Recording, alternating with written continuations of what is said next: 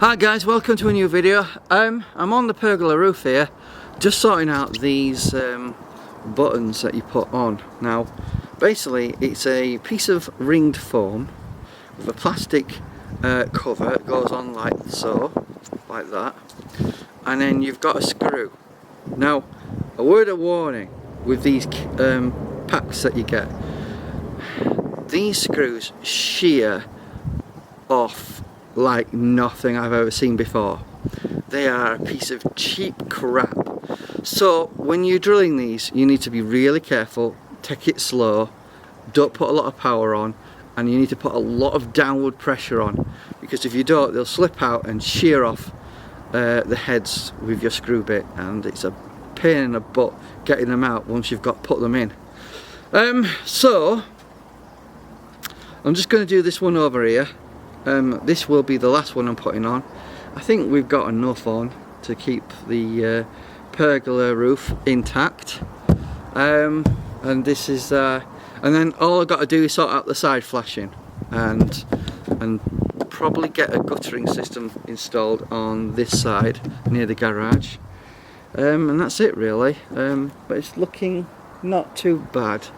I'm just a bit disappointed that my Wix's delivery that did come is missing some key components. So I'll have to get onto them and complain and say why on earth didn't you send it. And then I want to get a mini guttering going along the polycarbonate. I may even put another one along the garage as well to take the water away from, you know, this side of the pond to that end of the house.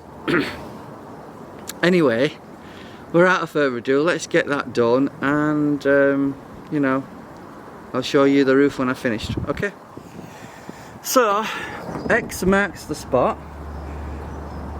So we've got our 10mm drill bit, our screw head attachment, and I need to have a small drill bit to pre-drill, because sometimes some of these pieces of wood have got knots in them and makes it incredibly hard. So first thing to do, put the big drill head in.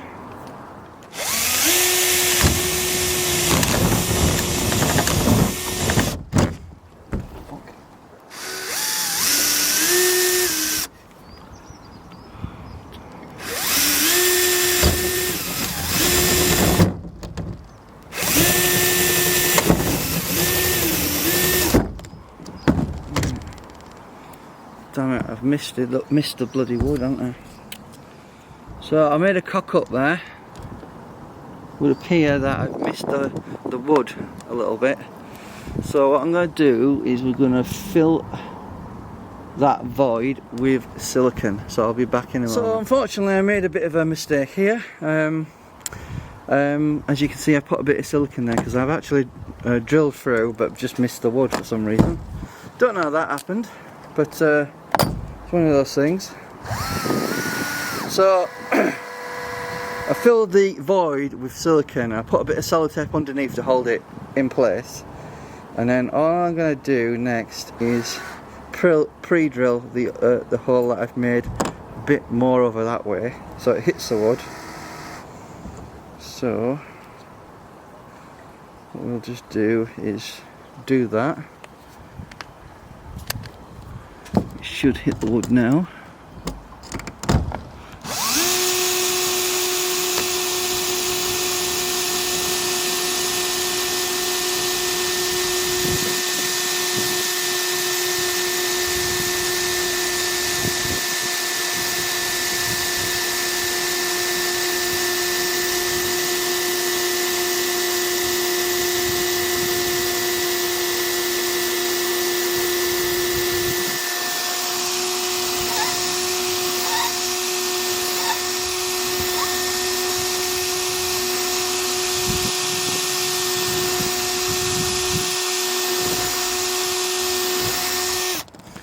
Just make sure it's as long as our screw bit, which is more or less. Made a bit of a mess with the silicone though. So I just need to clear that up a bit. Possibly put a bit more in. Okay, a bit more, just so it silicons in. And then put our button in. As I've said, you get a piece of foam, and this is your plastic button like so. So you just put that in the hole, like so. And then put our screw in. Should go in properly.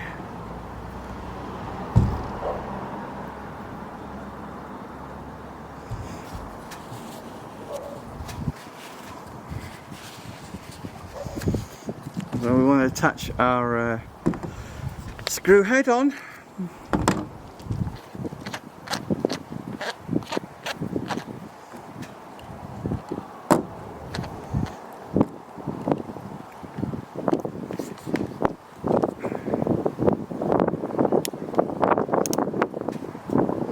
And then just screw it in. What you need to do is put a lot of pressure on.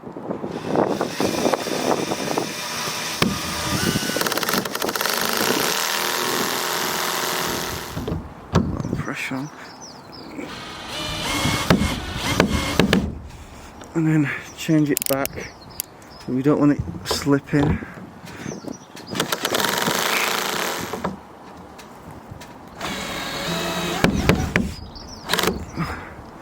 Right, that's nice and tight now. I think it is. Let's just make sure it is. Like I said, these screw heads are literally stripping. So you need to just put lots of pressure on. Right, that's as much as I can get it on. Right, I've got a small egg cup here. I don't know if you can see that. But it's got washing up liquid. So when you're using silicone, it sticks to your hand. But if you put your hand in a little bit of washing up liquid with a bit of water, it doesn't stick to your hand. You can do that with your hand. And you can move it out of the way, and it won't stick to your hand, but you can mould the silicone. So this is what we're doing, we're moulding the silicone so we've got a good seal and it don't leak, and that's why I've done that. Right, to finish this off, what they recommend is you put silicone in there and you put the capping piece on like so. But what I found is when I took these buttons off, because I had to take the roof off obviously, the silicone was still soft. So silicone needs air to cure and harden. But if there's no air in there and that's sealing it, there's no need to put silicone in there, it's pointless. The reason to put silicone there is to try and stop the water penetrating and getting onto these screws and rusting them. So what I thought a better thing to do would be to just put it straight on, but use a bit of super glue. So I have some super glue here. Just to let you know, it comes with a top piece here that can puncture that. So you just puncture that. There you go. That's punctured. Try not to get it on your hands if possible. So we get our bit of glue there, put it round,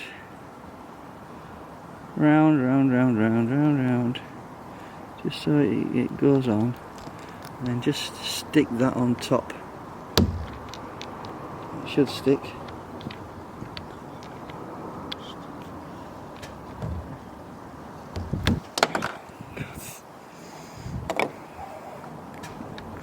Why is it not sticking on? There you go. That should give you a strong watertight seal, rather than, you know, you can put a bit of glue around it if you want to.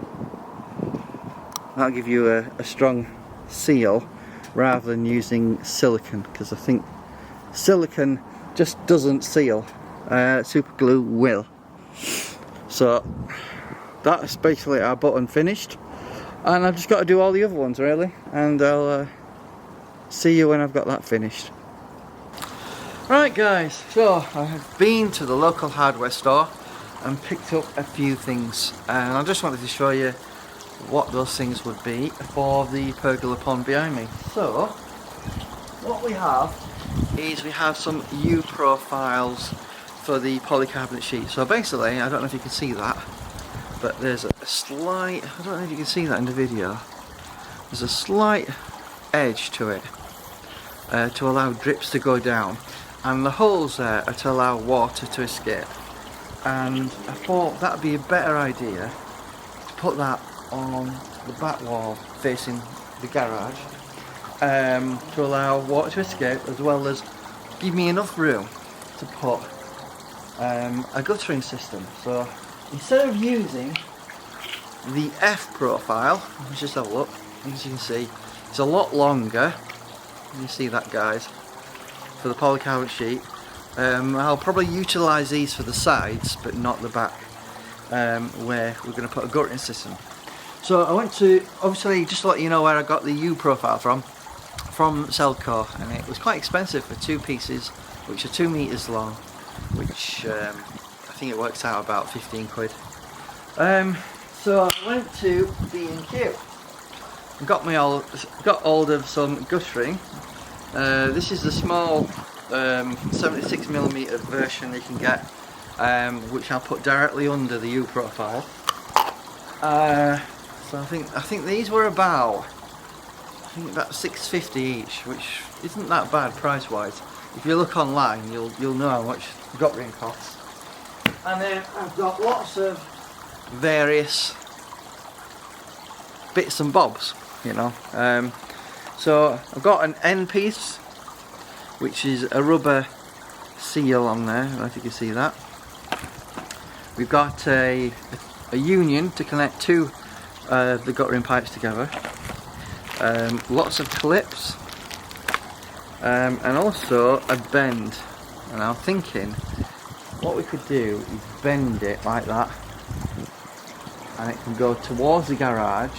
And if we have another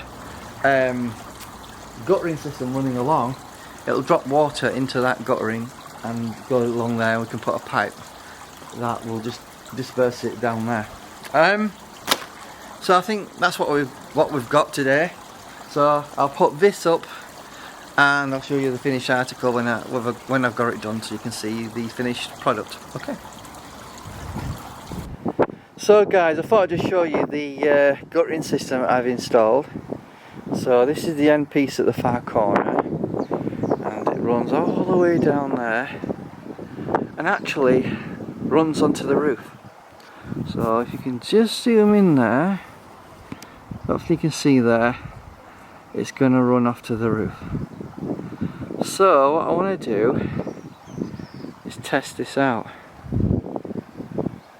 to see how it's doing, and will it work? That's the question.